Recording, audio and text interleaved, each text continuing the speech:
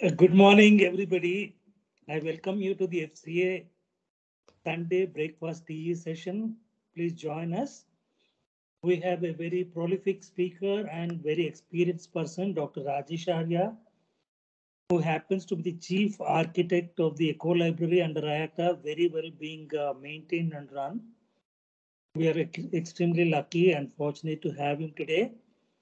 And to moderate this session, we have Dr. Murali Krishna from MGM Chennai, again another bright star in the field of cardiac anesthesiology, and Dr. Minati Chaudhary from All India Institute, another brilliant star in the horizon of cardiac anesthesiology in India. I welcome all the three and I welcome all the participants. And I will hand over this to Dr. Minati. Dr. Minati is there. If Dr. Minati is not there, Murali Krishna, please take over and conduct the proceedings. Good morning, everyone. Thank you for joining us. I would like to thank Bangalore IACTA Forum and Dr. Rajesh Arya for making this happen today. We have a breakfast session today. Dr. Rajesh Arya will be speaking about ECHO for the ECMO, the TE for the ECMO. Dr. Arya needs no introduction. As Murli sir has said, he has done a wonderful job for the ECHO in the IACTA. So over to you, Dr. Rajesh Arya. Please go ahead. Yeah, good morning, everyone. I suppose I'm audible to people? Yes, it's clear. It's clear. Thank you. Good morning on this Sunday morning and the second Sunday of 2022. The things are looking good. Otherwise, in North is quite winter and South must be very pleasant. And thank you, Dr. Murli, for consistently continuing the academic work of FCA, IACTA, and everywhere. And it is your persistence and perseverance that the academics are going high and high in this cardiac anesthesia specialty. Today, the topic given to me is to speak on the role of echocardiography in ECMO. As we are getting the third wave of COVID in entire India and rather entire globe. So the ECMO is again back into action, and to run the ECMO program very successfully, we need certain tools, and echocardiography is one of the tools. And let us discuss in short and brief about how the echocardiography can help to run the ECMO on any patient successfully, safely, and effectively. To give a brief about the ECMO, that is extracorporeal membrane oxygenation, ECMO is a rescue therapy which provides help in oxygenation of the tissues, and it provides cardiac and respiratory support for critically ill patients like we have in COVID and many respiratory and cardiac diseases otherwise also. And basically, it's of two ways the ECMO is being performed. This is VV ECMO, that is veno-venous ECMO, where the heart functions are supposedly to be good, but the lungs are bad, and we take out the blood from the right side of the heart and push it back to the right side of the heart. And second is the VA ECMO, that is veno-arterial ECMO, where we support the heart and the lungs both, meaning we bypass the entire cardiac and the respiratory system, take out the blood from the right side of the heart and push it back on the left side into the aorta, so that we give rest to the heart and the lung. When we need echo, we need to have a good patient selection, whether this patient needs ECMO or not. We need to insert different cannulas for a successful drainage and successful return of the blood to the body. We need to monitor these patients all the time that our system is working perfectly. We need to detect any complications if they're happening. If we are anticipating or if there are any complications, we must treat them in time and we must diagnose them in time.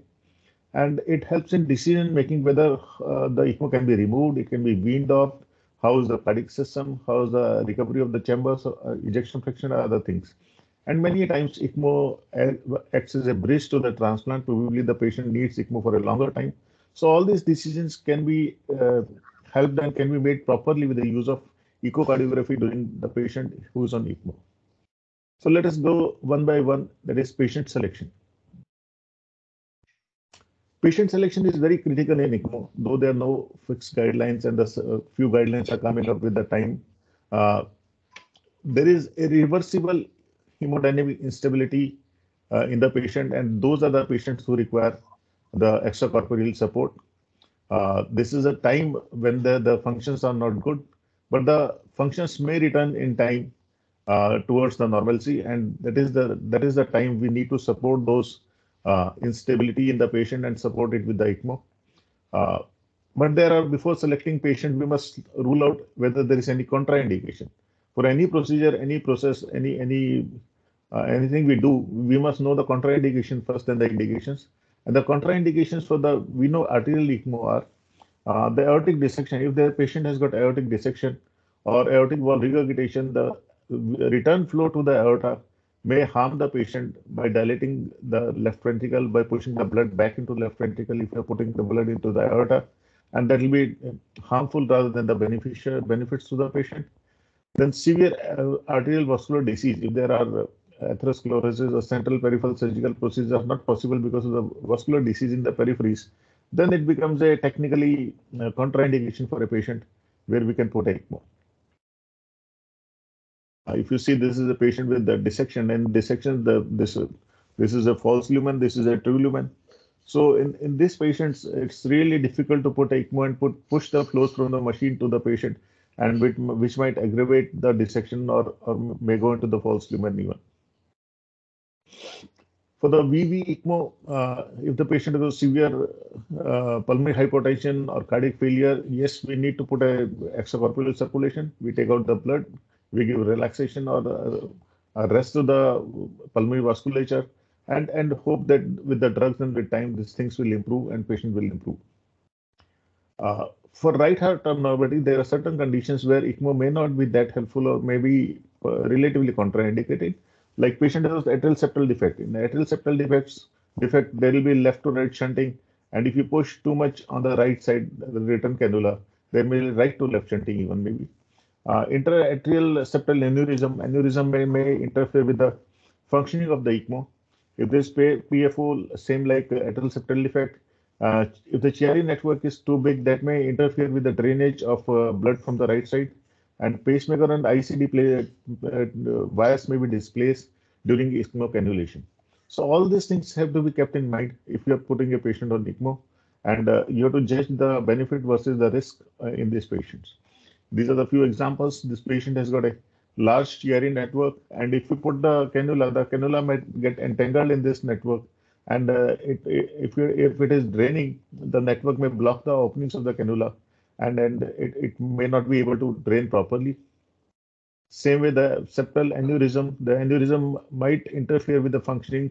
It may push towards the left atrium. The cannula tip may push the aneurysm towards left atrium, and aneurysm may cover the opening of the cannula. Same with the atrial septal defect and a PFO. As I said earlier, there will be shunting of left to right, and if you're pushing too much, there will be right to left shunting as well. Then second comes insertion and correct placement of cannula, where the role of echocardiography comes. Correct placement of cannula is very, very essential and very important in a successful run of ECMO in any patient. And echo helps us to see what we are doing from the periphery, how our wires are going. This is the wire going, this is aortic cannulation in a VA ECMO patients. The wire can be easily visualized with transesophageal echo. This is the aortic long axis view, and you can see the metallic wire, and if you put a color, there's a lot of turbulence because of the reflection. The same can be seen on the aorta also, inside the aorta. And once you start ECMO, the aortic wall tends to close because there is all the time continuous positive pressure in the aorta, which doesn't let the aortic wall open. So all these things are important if you're putting a VA ECMO and putting an arterial cannula in the aorta. Similarly, if you're putting a venous cannula, you can see the wire in the IVC and going into the from the IVC towards the right atrium and towards the superior vena cava. So the same is visualized on color as a shiny thing and the reflection of color over that. The position of cannula is very important. As you go from the IVC, you can see the tip of the cannula, whether the tip is in the center of the RA or is going to the coronary sinus. Sometimes it goes towards the coronary sinus and gets blocked over there or doesn't drain properly. It might hit the intra-atrial septum or aneurysm. So position and the tip of the cannula can be very well visualized with the help of echocardiography. SCC cannulation also, sometimes we need to put the cannula from the superior vena cava. So the cannula tip can be very well visualized in this middle esophageal pie cable view. And the placement of cannula can be easily done, and the guide wire can be seen going from the SVC to the IVC, and the cannula can be threaded over that. These are again few examples where we can see the cannula in the hepatic vein, and position of the cannula in the mid should be kept in the mid right atrium to drain both the superior and the inferior vena cava. Insertion of cannula placed into the ECMO is, as you see, this is the left atrium. This is the cannula coming from the IVC towards the right atrium.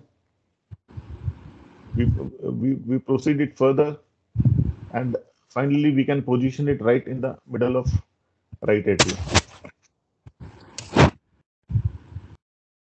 These are all few pictures of how correctly and beautifully, easily, with comfort we can put the cannula.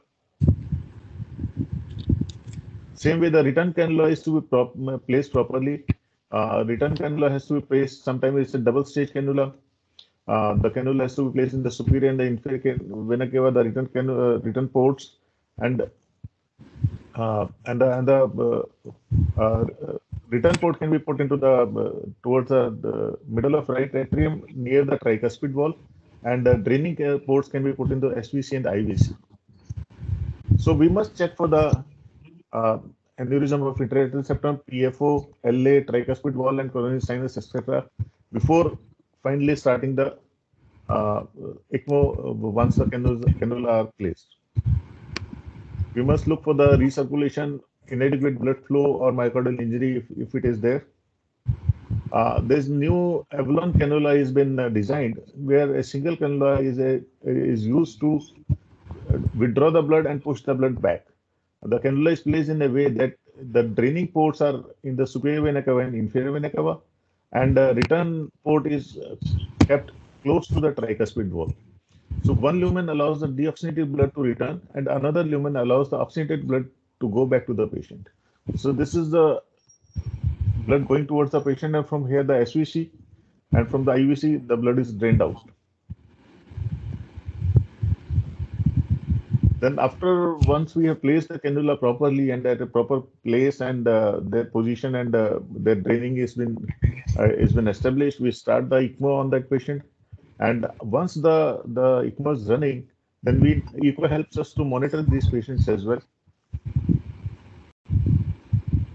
So when we monitor these patients on ECMO, we have got certain things which help us to guide how to run it, how much should be the flows, whether the oxygenation is correct, whether there is any injury or any damage. So we look for the LV dysfunction, and we look for the fluid overload, fluid conditions. It is overloaded, underloaded, how much is the afterload due to the retrograde cannula.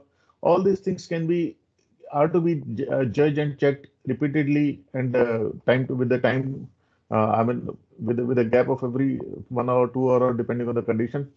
So if there is insufficient unloading of left ventricle, there will be pulmonary congestion, edema, and hemorrhage, and there may be blood as the aortic wall is closed, and because of continuous positive pressure in the aorta because of return cannula in the VA ECMO, there will be stagnation of blood in the left ventricle. It looked like a spontaneous contrast in the left ventricle. The aortic wall is not opening, or there may be some myocardial injury affecting the recovery.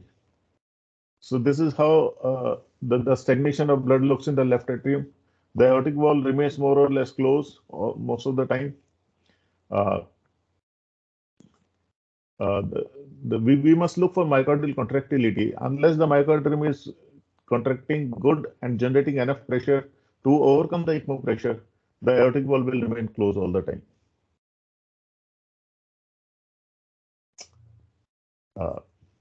This is again we must look for the LV dilatation. So if there is any regurgitation or the drainage is not complete, there will be dilatation of the left ventricle because the blood coming from the right side will keep on accumulating in the left ventricle, and because of competent mitral valve, the blood and a non-opening aortic valve, the LV may dilate. Then adequate, there may be, this will result in unloading of left ventricle. And finally, as the aortic valve is closed, there might be a new development of mitral regurgitation because stretching of the mitral leaflets will let the blood come back from the LV to the LA because the aortic valve is closed. So all these things, this is a new development of aortic mitral regurgitation in the patient because of severely dilated left ventricle. So we have to judge the adequacy of LV unloading, which is very vital. We must use inotropes, vasodilators. We might use IBP. Sometimes the atrial septostomy is to be performed. We might during surgery maybe we require to put LV vent, and retrograde or antegrade LV unloading is indicated in certain conditions. And this is how the LV looks like with the spontaneous echo-contrast sort of thing because of stagnation of the blood. And once we have unloaded, the LV looks quite good. This is again the same thing, LV unloading. There may be adequate venous pressure unloading also because of the cannula in the IVC. The hepatic veins may get dilated. The return from the hepatic veins to the IVC may be hampered or impaired because of the cannula position and blocking the opening of hepatic vein in the IVC. So we must look for congestion or dilated hepatic veins and the pressures inside them, which will harm in the long term. And hepatic flow measurements and tracing with the spectral Doppler will help to, earlier the velocities were high, but because of the obstruction, the velocities may come down. So for monitoring of patient on VV ECMO, we must look for the mixed venous oxygen saturation. If there is decreased PVR, there will be decreased RV afterload. If it is increased coronary oxygen content, there will be increased left ventricular ejection fraction. Then apart from that, we look for any complication if the cannulation or ECMO process has created on the patient. And the complication of ECMO may be because of cannula itself, or it may be because of anticoagulation. So anticoagulation, if there is over anticoagulation, there will be bleeding. If there is less anticoagulation, there will be thrombosis. Cannula may get displaced because if the loading preload increases, afterload increases, the chambers increase in size, they dilate or they collapse, and the cannula may get displaced, or there may be flow obstruction because of cannula tip may get blocked by the different chambers. The first looking at the thrombosis, there are high chances because of stagnation of the blood that there may be few clots in the left ventricle, as you can see in this picture. There are clots in the left ventricle, or they may be because of inadequate opening of the aortic valve. There might be stagnation of blood at the root of aortic valve towards the aorta side, and you can see a big clot present on the aortic valve in the right coronary cusp on the aortic side of aortic valve. Or there may be clot in the ventricular side of the aortic valve as well, as you can see in this picture. So ECMO complication, there may be venous flow obstruction in the IVC, as I said, liver and splenic organ may get congested. There will be obstruction in the SVC, so SVC syndrome and reduced cerebral perfusion would be there. This is an obstruction of the IVC patient. You can see like probably there is some clot here. And this is, there may be tamponade. The bleeding may be there, and the bleeding may result in bleeding anywhere because of the over anticoagulation. And this is an example. The patient has got a quite big hematoma in the pericardium and causing pericardial tamponade. So ECMO cannula malposition may be there because of the interatrial septum. The cannula may migrate towards the coronary sinus. It may migrate across the tricuspid wall into the right ventricle, which will obstruct the draining of, if it's a drain cannula goes across the tricuspid wall into the right ventricle, the drainage may be impaired. And it might go towards the left ventricle or left atrium, left ventricle through the patent foramen ovale as well. So all these things have to be continuously and regularly monitored with echocardiography if the patient is on ECMO. The malposition, as I said, the cannula tip might hit the interatrial septum or aneurysm, septal aneurysm, and that can block the return cannula. Apart from that, once we have run a successful ECMO on a patient, after selecting it properly, inserting proper cannula placement of cannula properly, we monitored the patient on ECMO, and there was no complication. Now the thing comes, what next? What next means, can we remove the ECMO? Shall we continue the ECMO? How long we can continue it? And if we remove, how to remove it, and how fast or slow we should remove the ECMO from that patient. So weaning of a patient from ECMO, the question remains, if we need to wean, can we? And second, when to wean? The protocol depends on institute to institute and patient to patient, and it's a clinical judgment. It's a hemodynamic parameters which guide us, and finally the echo variables will make a final decision. Okay, the patient's condition looks okay, and we can go ahead with the removal of weaning from the ECMO. The echo parameters normally recommended for the patient to whom we can remove the ECMO is the ejection fraction should be at least 35 to 40%. The LV diameter should be less than 55 millimeter, meaning by that the LV should not be a dilated LV. The aortic velocity is time integral, that it should be more than 10 centimeter, meaning by that the forward flow is good. The LV is generating enough pressure that it can open the aortic wall and push the blood forward from the left ventricle to the aorta with a VTI of more than 10 centimeter. The aortic wall remains, the opening patterns remains regular, and there is no LV dilatation, as I said earlier. So if these all parameters, then it can give us idea that, okay, the patient is doing well and the functions are improving, and we can plan to wean off this patient from ECMO. Weaning and recovery depends on decreasing VA. ECMO support determines a reduction in LV afterload, because once we start reducing the ECMO flows, the afterload will on the heart will decrease, and the ejection fraction and the forward flow of the heart should improve. So conventional echo recovery parameters are dependent on the loading conditions. At this stage, if our loading conditions are less, we might find that the ejection fraction is low, or the forward flow is low, the VTI is low. So at this time, when we are weaning off the ECMO, same time we have to keep the preload good on the patient, making sure that there's enough volume for the LV to push into the left, into the aorta. So apart from that, the tissue Doppler comes into action here, because tissue Doppler tells us about the contractility and the contractile functions of the myocardium. These are more or less independent of the preload and afterload conditions. So if our TDI is good, then we can say that the ECMO can be weaned off more easily, and we can go on further increasing the preload and reducing the afterload, so that the heart takes its own action. With this, I conclude in the brief presentation of how the ECMO can be useful, and we can find out the complications. We can find out the role of ECMO is very important, because it doesn't, apart from a diagnostic tool, it helps us in positioning the cannulas. It helps us in monitoring the patient, and finally it guides us how can we successfully remove the ECMO from that particular patient.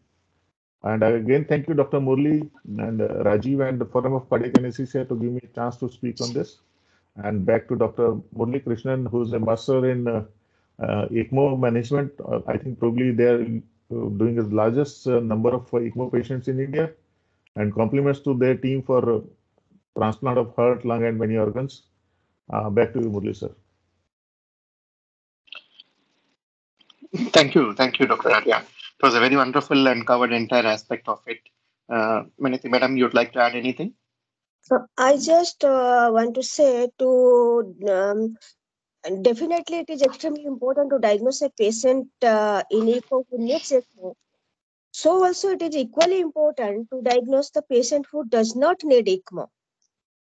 At time, unnecessary use happens when plenty of substances are available. That is one important thing. And secondly, it is important to understand when you convert the VV ECMO to VA ECMO during the procedure itself. Suppose the patient is in sepsis and purely respiratory dysfunction in ICU and cardiac function is normal, and you have put the patient on VV ECMO.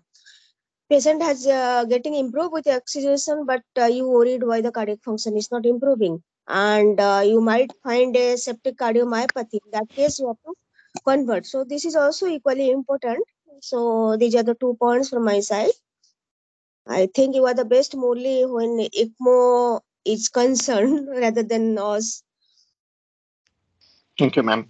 Just like to add one thing. It's though not it is totally a proper echo kind of thing, but the utility of echo machine. Before we start ECMO any patient, we just start with measuring the vessel sizes to make a choice of what is a vessel which is patent. I mean, it may not happen in that particular cases. What all vessels we want will be patent. If you're doing a VV, it may happen that you may encounter a patient there is already a neckline and your IJV is thrombosed, or a femoral vein already punctured and does not patent anymore. So all these will decide, one, what is the cannulation plan. In a particular case, you may go with a particular configuration in mind. You want to do a femoral jugular, but after seeing this, you may change it to a dual stage cannula, or you may do it a femoral. Similarly, once you make a plan, then next thing is a cannula size selection. You may measure this vessel sizes and then make a cannula size selection based upon the diameter of the vessels. And in any VV, before we initiate or before we start things, it's always good to, one, screen an echo, even though someone has seen it before and documented, to see that the heart is good and this patient purely needs VV. And as Dr. Arya has shown, the entire procedure of echo initiation has to be done with ultrasound or echo as a guidance. The entire thing, your guide wire in position, your dilatation, your cannula position has to be done. Then only it will be smooth and with lesser chance of having any complications. Once again, thank you, Dr. Arya. It was a very clear and crisp presentation. Sir, good morning, sir. Sir, good morning. Yes, please. What is Topic the is minimum? open. ACT is maintained whether like same like a conventional CPB like or ACT, sir. ACT is not that much of like conventional. Normally, we keep 1.5 to at least 2 times of the baseline, just to prevent the thrombosis, because there is a risk of bleeding as well. So normally what we keep is 1.5 to 2 times of ACT is maintained by us. Regarding the conventional, this one, sir, neonatal ECMO, can you tell what is the side port of axis? No, I'm sorry, I don't have any experience of neonatal ECMO. Dr. Murli probably can add to yes, it. if I can understand. Neonatal and infants, especially the patients are less than 1 year or even the smaller 1 year age group, by far the preferred route is the neck vessels that is used. Because the femoral vessels will be very small in these patients. Typically, if you see a patient, if the neck vessel jugular vein is 6 to 7 millimeters, you see the femoral vein maybe only 2 to 3 millimeters. With such small femoral vessels, you won't be able to cannulate even surgically. And even if you're cannulating, the flows won't be adequate. So the standard approach is to use the neck vessels. And depending upon the patient situation, it may be a VA ECMO even for a lung case also. If you're not in a position that you don't have one proper cannulas, or if it is not possible to cannulate 2 different cannulas, then even for a lung, you may put a VA ECMO there. That's what even described in the ELSO registry also. Then you slowly wean the patient. So the standard approach is the neck vessels. This one, sir, umbilical vein axis? No, that is not this one. What to prevent, just for everybody, to prevent early Quinn syndrome like north-south syndrome, what precaution to be taken? North-south syndrome, you see typically when you have a reasonably good heart, I won't say reasonably good heart, with a bad lungs. When your heart is recovering, but your lungs are not yet recovered, that's when you see the north-south. So to prevent that, you have to have strategies from both the sides, from the ECMO side and from the patient ventilator management side. Ventilator management side, as soon as this is usually you see in patients like who have a temporary arrest or acute MI going to pulmonary edema and that heart getting settled down, but pulmonary edema not yet solved. So that kind of situations, you see this. So you go up on your ventilator settings, you try to maintain at least 90% saturation in the upper limb, that is the right upper limb. Identification is important. And you do all your maneuvers. You go up on your PEEP, you go up aggressive on diuresis, and try to start some inotropes or inodilators to increase the cardiac. If nothing of this settles down, then you go up on your ECMO flows so that more and more oxygenated blood goes to the upper half of the body. If none of this works, the last resort is to put another cannula into the jugular system and then make it a VAV, where you circulate oxygenated blood. Apart from the VA, you have a VV limb also, so that what comes to the LA is an oxygenated blood through the veno-venous ECMO support. What is the this sir monitoring? What is the important monitoring? SpO2 or anything other important monitoring is there? In North-South syndrome, ECMO. you're asking? No, during ECMO. We have to look at a lot of things, look at what are the ECMO-related parameters, the primary problem for which the patient is on ECMO. Apart from that, look out for all the complications that are possible. It's a broad thing. For ECMO-related, you have to look for your cannulation site, your coagulation profile, your anticoagulation. And for the primary problem, depending upon heart, lung, what is the issue, how long you're expecting it, whether it will get sorted out, or this is more like a Bristol transplant or what. And look for secondary complications always, that is an infection and hemorrhage in most of the cases. Thank you, sir. I see Dr. Ratan Gupta there. Ratan, do you want to have any comment? Yes, a couple of quick comments, especially when regard to supporting the lung, veno-venous ECMO. When we initiate the ECMO, we have to make sure that the patient is hydrated well, so that the hemodynamic is maintained. Subsequently, when you are planning to wean the patient, you can try to keep the patient decongested. And I think the echo would help in a way. You can measure the venous IVC diameter and make sure that the patient is adequately hydrated. And the other thing I want to stress is taking a look at the lung. You can make out on ultrasound whether the patient's lungs are congested. Is the patient developing any pleural effusion, which can again come in the way of weaning the patient. And in case there's an complication like developing a pneumothorax, that can be quickly detected by ultrasound again. So there's a big role for echo and ultrasound during ECMO. Dr. Murli sir, can I add to this lung ultrasound? Abhijit here, sir. Yeah. Yes, please. Yes. Sir, the typical picture of the lung ultrasound, the profile A changes to profile B when the PCWP increases more than 15, sir. So if you continuously monitor the profiles of the lung, the upper blue point, you get a change in profile from A to profile B. And that is an indication where the PCWP is going more than 15, sir. That brings in the question of LV venting. Do you use intra-aortic balloon pump as a vent to the left ventricle? To aid cardiac contractility. First Rajesh, followed by Murali Krishna, and then Minati. See, the role of IABP is, I'm very skeptical about it, because if you have got a VA ECMO and you have got a cannula in the femoral artery, the IABP will harm rather than help you. Because during diastole, when the IABP inflates, there will be less flow to the coronaries because your ECMO flow is going distal to the balloon. So if you got a arterial site from the axillary or the above the balloon, then it will help if the IABP is placed. And if you are on a femoral arterial side, return cannula, it will harm. Probably Murli can add to that, and that is a query always remaining in my mind. Why should we put a IABP in a patient with a femoral artery as a return cannula? Will it harm or will it help? I believe that it will harm the patient. A lot of times we see that it may not be of great help, sir. But it will happen that when the patient is deteriorating, like a coronary artery disease or anything, usually the balloon is put followed by the ECMO. If the same artery through which we put the balloon is not used, you see that when you receive a patient, they have both balloon and IABP.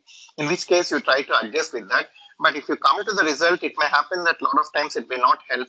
And considering the severity of the problem that we have with the LV distension, that LV, it can form clot and it can totally damage the lungs, and that makes a patient not fit for anything. If the lungs get wet, the risk of infections go up, the PVR again will go up, it will not become a transplant candidate or anything. There is a very low threshold to insert LV when the moment we notice that there is a congestion in the LA, or the LV is getting distended, or the lungs are getting wet. Irrespective of the presence of balloon, it's working or not, then immediately we'll go ahead and put a vent. So Dr. Minati, your response for this? To use Murli, intra-aortic balloon pump when the patient is on VA ECMO to prevent LV distension. Murli said it rightly. But yes, I also believe at times we need the combined use of IABP as well as ECMO or with a bad device, especially when the patient is in stone heart and you need multiple inotropes. Still the patient is not responding. At times, initially we put IABP, then followed by ECMO. That time it really helps. Any experience with Impella and ECMO? No, I have no Murali, experience. do you have any experience with Impella and ECMO? Sir, it is you. Heartbeat device ECMO. Dr. Suresh Rao has came for that case. Yes, yes. Sir, it is used, sir. It is theoretically it makes a very good difference because it just drains the LV and then it can aid in the weaning of the ECMO. Even if you are looking at a patient getting supported for longer time, you can put the patient on Impella, vent out the LV and probably convert it over a few days into an Impella support and take off your ECMO, which decreases the complications and make it more. The only factor that comes into the hindrance is the cost factor for Impella, which is much more costly at this point compared to ECMO. You're right. You're right. Thank you for that. Any questions from the participants?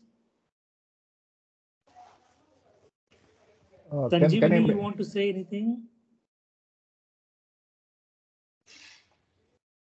Anybody else? Hello, Murlidhar. It was a nice, Rajesh, beautiful, crisp, and I never miss your lecture. Thank you, ma'am. Thank you. Very, really, it updated my knowledge. And I just wanted to ask you, when you are doing this TDI, that is S prime of either septum or lateral, in pericardial effusion. Suppose patient is having pericardial effusion, which one would you prefer, medial, septal or lateral? Would you like to take the previous recordings also so that you can compare it later on? It has to be a trend, isn't it? We can't just go on having one single figure. So that is a very good, actually, very simple way to judge LV, no doubt. Load considerably load independent, but one has to do it multiple times. It's very simple.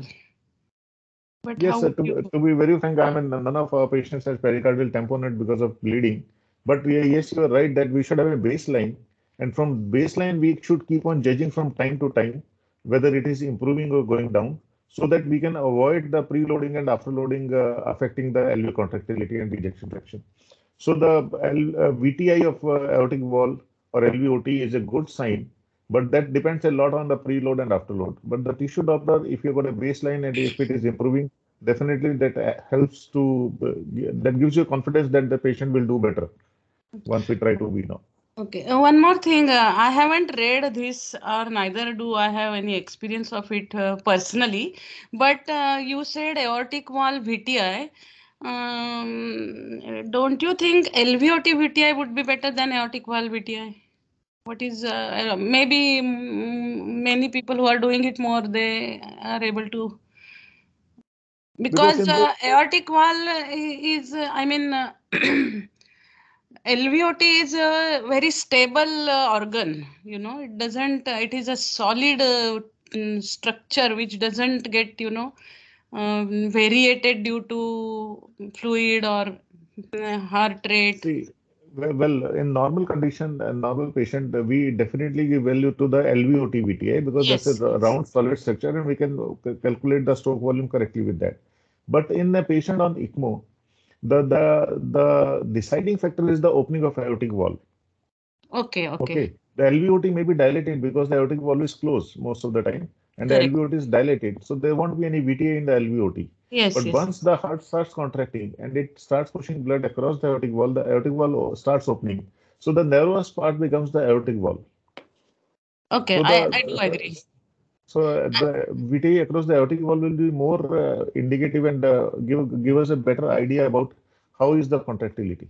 Okay. And coming to opening of aortic valve, again, one has to determine the shape and how many millimeters it is opening before starting, and then only you can. Before, see, if any patient we are putting on ECMO, we would expect that the aortic valve is not doing well because the heart is not doing well when we are planning for VA ECMO. There is no difference on the VB ECMO because we are not much concerned about our aortic valve opening. It all depends on the preload of LV, how much the aortic valve opens. But in VA ECMO, it is most of the time the cardiac functions are so bad that we are not sure how the LV is going to function, how it is not how it's working. It's already bad. So once we start winning, then only we come to know the condition of this patient. Unless we got some few years or few months back echo by chance and we know about the opening. Have they mentioned how much opening is bad? I mean, how much reduction in opening is bad? I mean, normally we say that at least it should open 10 millimeter. That gives you good adequate ejection fraction. But No, I don't agree with the 10 millimeter absolute value because we are not going for the anatomical. We look for the physiological. How much is the forward flow?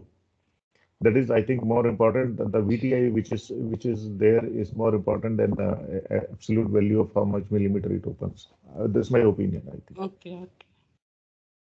Okay. Thank you. Another one good thing what I observed when I visited Leipzig in a few years back, the patient had a severe moderate aortic regurgitation, and they could not put a central cannula for ECMO or LVAD because the patient had aortic regurgitation. So what modification they did, they put the return cannula close to the the diaphragm in the descending thoracic aorta, so that by the time the pressure reaches the aortic wall, the pressures are quite less and there is no LV dilatation. So this much of risk and change in the plan one must perform, and all this is done under the ECO guidance, whether your return cannula flows are creating severe, moderate or mild MR in that particular patient. So in short, they vented the LV through descending aorta, isn't it? LV vent like action, isn't it? No. The return cannula, the return back of blood to the patient. Instead of putting they were for the ascending, central cannulation for ECMO. So instead of putting the cannula in the ascending aorta or arch or proximal part of descending aorta, they put the cannula in the distal part of descending aorta.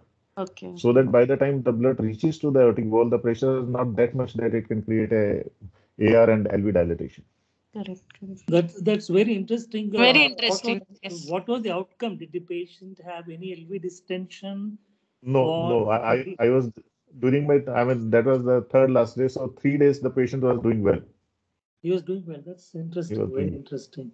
Dr. Kumar, you want to comment or say anything? Yes, sir. Very good morning. Rajesh, is a very good talk. Very crisp and very nice talk. Thank you. Regarding that Impel lab, what Dr. Murli was telling about weaning, when we are coming out of ECMO, for weaning, we are using Impel lab. How long we can use the Impel lab? Because our experience is very limited. We have used only 2 cases for Impel lab, for that too for high risk PCI only. So that also we used only for 24 to 36 hours only. So for weaning, when you are using Impella during ECMO, how long we can use that Impella? What is your experience? Actually, I will answer the question, but please. Followed by Murli.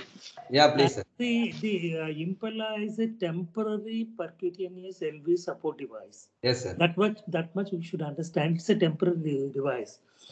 Once you put it, I think up to a week or so we can wait. If this heart is recovering, it's fine. Otherwise, you have to devise some other strategy to be able to support the left ventricle. That's my impression. But Murli, you can continue your opinion. For Impella to use as a support, as we know, there were different types of impellers. So starting from up to Impeller 5, we have. If you just go by the recommendation by the company, the maximum support that can be used for Impeller 5 is up to 2 weeks. But in literature, there are cases where it has been supported for a few months also. So where they put the patient on Impella and then support it till the time to recovery. So to put it in a nutshell, it all depends on case-by-case basis. If we are using, preferably it is good to use Impella 5 and then see how it goes on. If the patient is tolerating well, we can prolong it practically. If we have issues, then convert into a temporary LVAD or a permanent LVAD or a transplant, depending upon what is the plan. Okay, thank you. Because there is a reported cases of Impolla up to 104 days. Yes, few months it has been used. 104 days they were telling, but we usually advising for 7 days to 14 days maximum. But we didn't go to that is asking. And number 2 question about, but already Dr. Rajesh has answered. In moderate MR, moderate AR, when we are going for ECMO, what is that? Cannulation site, and then he has clearly mentioned that in peripheral cannulation at that diaphragmatic level. In that situation, how to vent that LV? The venting for the Impella, or you want to? No, ECMO in moderate AR. So that is the risk. That is the risk one has to face. I mean, if your LV is dilating because of the AR, then you have to reduce your flows and let the hope that the heart contracts by much and much more. Okay. I think that's where the contraindication for ECMO comes. That severe or moderate, which is causing dilatation of the left ventricle, you cannot do on that. But probably you can go on VV ECMO and hope that the LV contracts better. Okay. Thank you very much. No, if it is actually very post-operative. Hello. Yeah. This is Dr. Ratan. If it is a central ECMO post-operative, you can always try to put a LV vent in case there's a significant AR, so that you can minimize the distension. Otherwise, the heart will not recover. I think you should have a lower threshold for putting a LV vent in post-operative patients.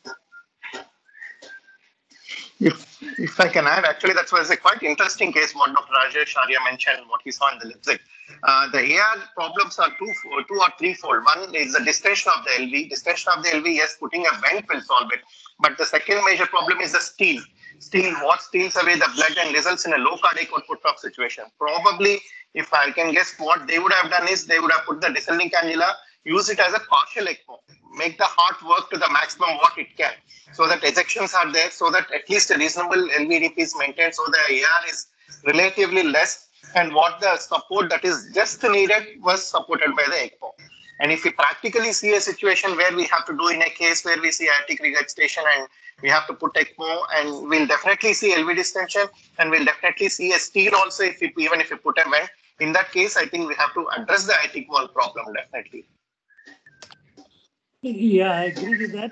Actually, putting ECMO or even IABP in a patient with AR is a very dicey situation. And I had one case where before the chest was open, patient had mild AR, but when IABP was put, it became moderate and severe. LV got distended, and that patient we could not come off bypass. So it has to be taken with a pinch of salt. Presence of AR must be considered very seriously when you're instituting these life support devices.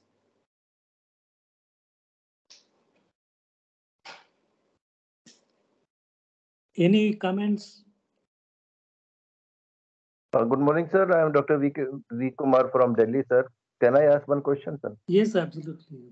Sir, in case of FA cannulation with the IABP and the heart is dilated, LV is dilated, so how to wean the patient, because this is a tricky situation, whether we should put off the IABP first or we start the flow reduction first. Can you please tell me what should be the stepwise procedure to wean off besides monitoring? No, can you repeat the initial part of question again, please?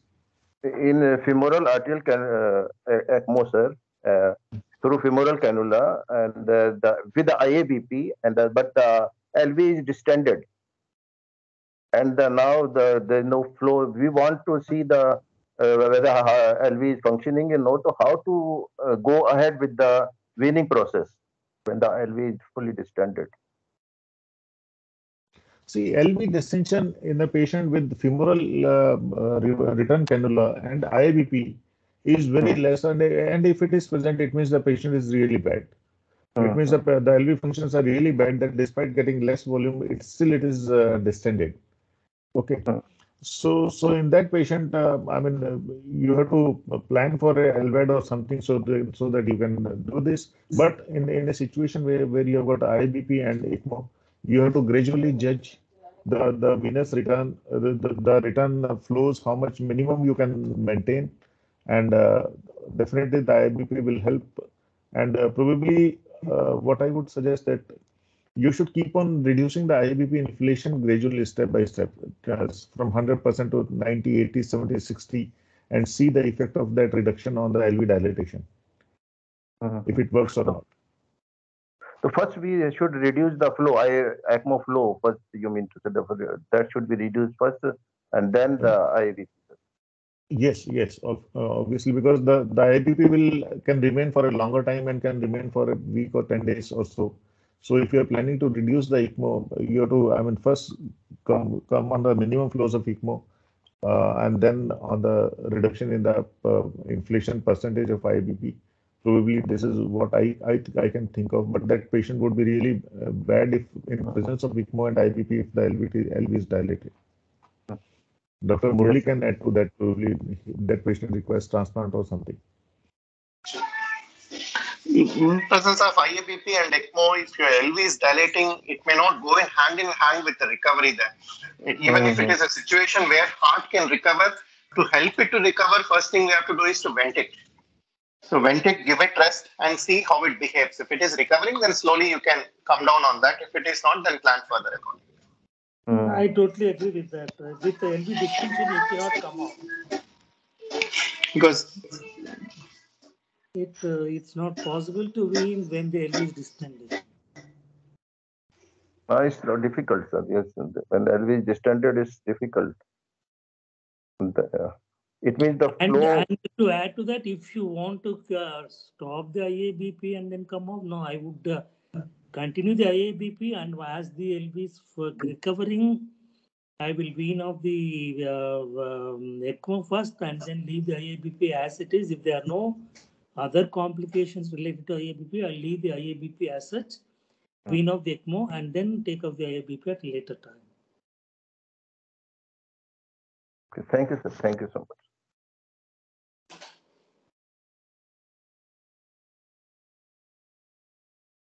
Minati and Murali, if there are no further questions, you may do the final comments and close.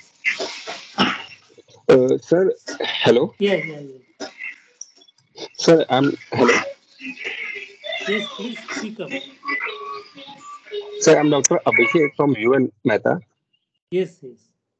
Sir, I want actually one question. If we place an ECMO, and we know that it is a foreign body cannulas we are placing inside the body, and it is for 2 or 3 days. Sometimes we also see patient maybe got into the sepsis, and at this time with the foreign body reaction or SIRS and along with the sepsis, patient capillaries is much leaky and patient may swell up. And at this time, I want, sir, only 2 things. First is what will be the urine output of my patient. Second is the dosing of antibiotic of those patients who was on ECMO.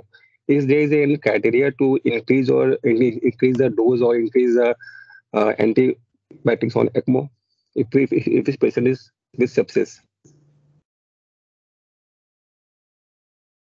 Rajesh, followed by Murali and Minati. I think this today's topic was related to the ECMO, not to the critical care management and the sepsis management. It is actually but ECMO definitely, if the patient has got a fluid overload and patient is swelled up, definitely one can go for CRRT or dialysis on ECMO itself with a side port. Second thing, the dose of antibiotic needs to be, the level of antibiotic needs to be stepped up, and the dose to be calculated as per the serum creatinine level, not by the urine output, because urine output you can manage with the dialysis. So by serum creatinine levels, you can increase the dose, step up the dose. The quality of antibiotics need to be stepped up, the level of antibiotics. And for the extra fluid and other things, definitely the urine output is not adequate. You need to start the dialysis. Okay. For urine output, we have to do that. No, if the urine output is less, it is not adequate, and the patient is filling up, there is no other way than to start the dialysis. Can I just add to that? Yes, sir.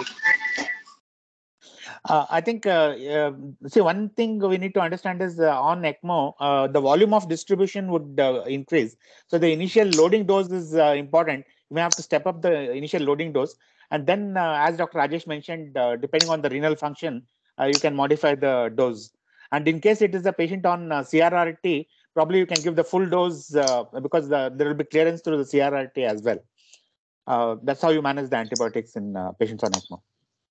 Absolutely, there'll be changes in the pharmacodynamics and pharmacokinetics of a given antibiotic. So the thumb rule is to give up to 1.5 times the usual dose. That's a rough rule, but it all depends upon the serum levels and what is the characteristics of the antibiotic in terms of pharmacokinetics and dynamics. Okay. Can I add a few things? Yes. Yes.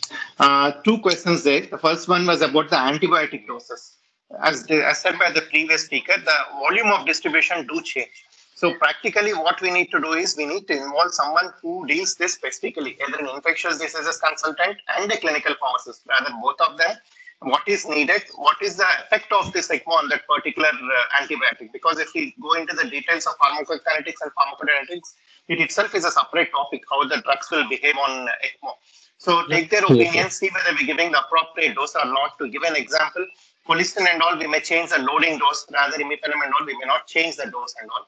And again, it depends upon your situation. If the patient is on CRRT, the doses again, CRRT on ECMO are different from either CRRT alone or ECMO alone. That's how you go with the antibiotic. Then second one, if you see someone getting swollen up, it is either because of your just a fluid overload or because of having a capillary leak kind of syndrome. Capillary leak kind of thing is a very bad situation. In either case, you may go for some diuretics or a CRRT. If not, in this kind of thing, you may go for a filters also, which may help in this kind of patient.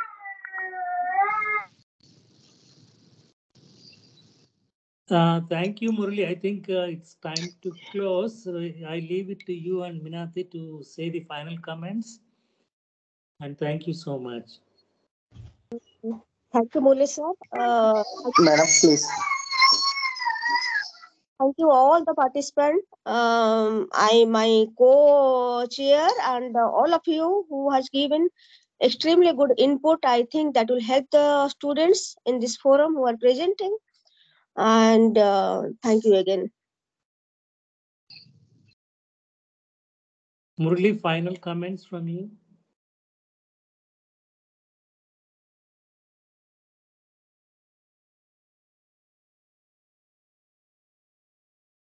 Murali is unmuted.